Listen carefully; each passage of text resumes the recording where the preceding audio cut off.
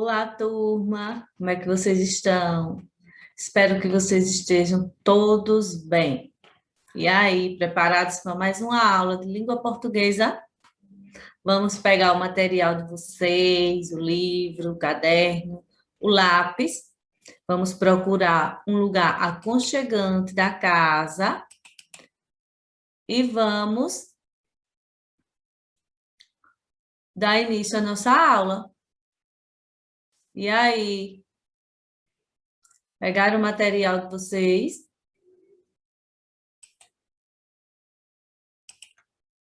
Vamos lá, galera?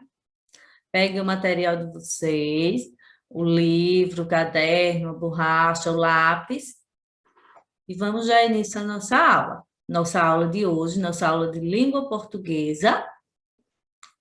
Eu sou a professora Isaela e vamos já iniciar a nossa aula de língua portuguesa. Então, o tema da nossa aula de hoje é revisão de concordância verbal e atividade Pratique e Aprenda na página do livro didático de vocês, na página 105. Então, a gente vai revisar um pouquinho do conteúdo de concordância verbal, que nós já estudamos nas aulas anteriores, concordância verbal. Então, a gente vai fazer uma pequena revisão e, depois da revisão, nós vamos para a atividade Pratique e Aprenda na página do livro de vocês, na página 105. Vamos lá? Pegar o material, procurar o lugar aconchegante. Já, não foi? Tá, todo mundo já se arrumou, já se arrumaram aí do outro lado da telinha. E vamos ao início. Então, nossa aula de hoje de língua portuguesa é revisão da concordância verbal e atividade Pratique e Aprenda na página 105. Então, gente, a concordância verbal é a relação que precisamos estabelecer entre sujeito e verbo, só que de forma gramaticalmente correta. Em outras palavras, significa flexionar o verbo para concordar com o sujeito. Então, concordância verbal é concordar, é quando o verbo concorda com o sujeito. Então, lembre-se que sujeito é a palavra da frase que mostra quem faz ou recebe a ação.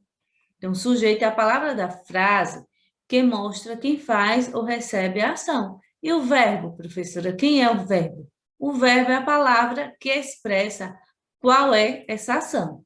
O sujeito é a palavra da frase que mostra quem faz ou recebe a ação. E o verbo é a palavra que expressa qual é essa ação. Então, a concordância verbal é a relação que precisamos estabelecer entre o sujeito e o verbo, e que, em outras palavras, significa flexionar o verbo para concordar com o sujeito. E a concordância verbal deve ser feita em número, que pode ser no plural ou singular, e pessoa, que pode estar em primeira pessoa, segunda, terceiro, ao mesmo tempo. Então, vamos relembrar que as pessoas do singular são quem? São eu, que é a primeira pessoa, tu, que é a segunda pessoa, ele ou ela, que é a terceira pessoa. E as pessoas do plural são quem? São nós, que é a primeira pessoa, vós, que é a segunda, e eles ou elas, que são a terceira pessoa. Vamos relembrar novamente? Então, as pessoas do singular são quem, gente? Eu, que é a primeira, tu, que é a segunda, e ele ou ela, que é a terceira. E as pessoas do plural são nós, que é a primeira, vós é a segunda, e eles ou elas, que são a terceira pessoa. Passando aqui, vamos ver um exemplo. Vamos ver um exemplo de como isso tudo funciona. Vamos lá, vamos ver como isso tudo funciona. Então, na frase, eu adoro o seu perfume. Observe que o sujeito é a primeira pessoa do singular. Quem é o sujeito? Eu. Ele é a primeira pessoa do singular. Assim, o verbo adorar se adequou a ele, virando adoro. Então, o verbo concordou com o sujeito. Então, eu adoro o seu perfume. Eu, a primeira pessoa do singular, e o verbo adorar se adequou a ele, virando adoro. Marcos e Ana choraram quando perderam o tio. Então, o sujeito, nessa frase, ele é formado por duas palavras. E quem são essas duas palavras? Marcos e Ana. Então, nós sabemos que se trata da terceira pessoa do plural, pois podemos substituir por eles. Essa terceira pessoa do plural, eles. Marcos e Ana pode ser substituído por a terceira pessoa do plural, eles, sem prejudicar o entendimento. Assim, os verbos chorar e perder se adequaram ao sujeito e se tornaram choraram e perderam. Foi? Marcos e Ana choraram quando perderam o tio. Então, o sujeito é formado por duas palavras que podemos substituir essas duas palavras, que se trata da terceira pessoa do plural e que podemos substituir por eles. E os verbos chorar e perder se adequaram ao sujeito para concordaram com o sujeito e se tornaram, choraram e perderam. Como já falamos, para que exista concordância verbal, o verbo e o sujeito devem estar concordando em número e pessoa. Dessa forma, a linguagem terá mais clareza, sentido, fluidez e estará de acordo com as normas gramaticais. Veja o exemplo de uma concordância verbal incorreta. Então, nós vamos ver agora o exemplo de uma concordância verbal incorreta, para vocês saberem quando a frase não está com a concordância verbal certa, ela está incorreta, para vocês saberem distinguir quando está errada. Então, eles estar com fome. Na frase, eles estar com fome. A concordância está errada, pois o sujeito, eles, está na terceira pessoa de quem? Do plural. E já o verbo está como? O verbo está no singular. E é necessário que ele concorde com o sujeito. Então, o certo seria, como é que seria essa frase? Para ela ficar correta, eles estão com fome. Agora temos uma concordância verbal correta, de acordo com a norma gramatical. Então, ele estar com fome está incorreta. Por quê? Porque o sujeito está na terceira pessoa do plural e o verbo está no singular. E é necessário que ele concorde com o sujeito. No caso, o verbo não está concordando com o sujeito. Então, para o verbo concordar com o sujeito, ele tem que se adequar. Então, ele tem que ficar estão. O verbo estar, ele tem que se adequar para concordar com o sujeito. Então, a frase correta é: eles estão com fome. Porque o concordou, não foi o verbo, concordou com o sujeito. Então, temos uma concordância verbal correta de acordo com a norma gramatical. Então, ao analisar determinada concordância, é preciso identificar quem é o sujeito e se ele é simples ou composto. Então, quando é que sabemos, professora, que ele é um sujeito simples? Já está falando, né? Simples. Ou um sujeito composto? Vamos saber? E quando é que o sujeito é simples? Quando ele possui apenas um núcleo. Aí ele é simples. Quando ele só possui apenas um núcleo. Então, vamos ver um exemplo. Ele é meu marido. Então, só possui um núcleo, né? O sujeito possui apenas um núcleo. Aí, na outra frase, no outro exemplo aqui. Eu falei que eles andaram até o ponto de ônibus. Então, na primeira frase, ele é meu marido. E na segunda frase, eu falei que eles andaram até o ponto de ônibus. Então, na primeira frase, o sujeito é ele. que concorda diretamente com o verbo. Com o verbo é. Ele é meu marido. Então, ele está concordando. E na segunda frase, existe um período composto por duas orações. E quem é o período? É a frase que possui uma ou mais orações. Então, é um período composto. Eu falei que eles andaram até o ponto, sendo o sujeito eu, concordando com o verbo falei, e o sujeito eles, concordando com o verbo andaram, porque eu falei que eles andaram até o ponto. Então, sujeito composto é definido como aquele que possui mais de um núcleo. Sendo assim, o verbo terá que estar no plural. Entenderam? O sujeito composto é definido como aquele que possui mais de um núcleo. O simples possui só um núcleo. E o composto possui mais de um núcleo. E, sendo assim, o verbo terá que estar no plural. Vamos ver o exemplo do sujeito composto? Ana e Lúcia foram ao shopping no domingo. Então, Ana e Lúcia são duas pessoas, não é isso? Então, é um sujeito composto. É aquele que possui mais de um núcleo. Então, Ana e Lúcia.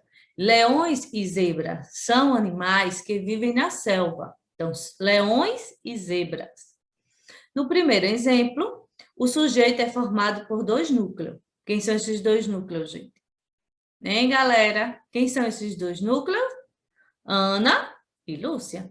Se fosse substituir por um pronome, seria elas. A gente substituía Ana e Lúcia pelo pronome elas, que pertence à terceira pessoa do plural e concorda perfeitamente com o verbo que está acompanhando. O mesmo caso acontece com o segundo exemplo, né? A gente poderia substituir leões e zebras por eles. São animais que vivem na selva. E Ana e Lúcia a gente poderia pode substituir por um pronome elas. Então, o sujeito é formado por dois núcleos. Ana e Lúcia e leões e zebra. Então, espero que vocês tenham entendido, ter passado uma revisão para vocês de concordância verbal. Então, essa é a nossa revisão sobre concordância verbal. E agora a gente vai para o livro de vocês, o livro didático de língua portuguesa, que estão aí com vocês, na página 105. Então, vamos ver aqui para a gente fazer o exercício. Vamos lá, galera. Vamos ler. Reescreva as frases a seguir, trocando os sujeitos em destaques por aqueles que estão entre parênteses. Então, na letra A, eles gostaram muito de conhecer as praias nordestinas. Então, nós vamos trocar o sujeito em destaque por aqueles que estão entre parênteses. Então, eles, a gente vai trocar por elas. Elas gostaram muito de conhecer as praias nordestinas. E na letra B, eu achei a floresta cultural bonita. Então, nós achamos, vocês vão reescrever. Nós achamos a floresta cultural bonita. Então, nós trocamos eu por nós e o verbo achei, ele se adequou ao sujeito. Foi? O verbo se adequou ao sujeito, mudou. Ficou no lugar de achei, mudou para achamos. Nós achamos a floresta cultural bonita. Então, ele concordou, o verbo concordou com o sujeito. Nós compramos uma bicicleta. Então, eu ia para o sujeito em destaque, entre parênteses, o que está em destaque é nós, e o que está entre parênteses é eu. Então, eu comprei uma bicicleta. Então, você está vendo que quando mudamos, né, o sujeito, nós, para eu, o verbo também tem que mudar para se adequar com o sujeito, para ele concordar. Então, converse com os colegas no número 2 e o professor para responder a seguinte questão. Qual foi a única frase da atividade anterior em que o verbo não sofreu alteração? Por quê? Então, vocês vão responder a resposta pessoal de vocês. No número 3, vamos ler um trecho da notícia a seguir e completando com as formas verbais indicadas no quadro abaixo, de acordo com o sujeito. Então, quais são essas palavras? Tínhamos, tinham, comecei, começaram e começou. Vamos lá, vamos ler? Pesquisa revela que Rio Amazonas tem mais de 9 milhões de anos. Então, o Rio Amazonas é bem mais velho do que os especialistas imaginavam. Pesquisadores da Universidade de Brasília revelaram que o icônico cartão postal brasileiro nasceu há mais de 9 milhões de anos. Informações anteriores eram de que ele... Aí tem o espaço para responder. Então, vocês vão pegar qual a palavra do quadrinho? Tinha. De que ele tinha, que é do verbo ter, entre 1 milhão e 1 milhão e meio de anos de vida. A hipótese é a de que o Amazonas já existia, mas não do tamanho como é conhecido hoje. Ele, aí entre parênteses tem começar, então a gente vai pegar no quadrinho, ele começou a ganhar maior forma entre 9 milhões e 9,4 milhões de anos. Então, vocês vão, no primeiro tracinho, que é o verbo ter, vocês vão completar com tinha. E no segundo quadrinho, vocês vão completar com começou. Então, gente, por hoje é só. E fique com Deus e até a próxima aula.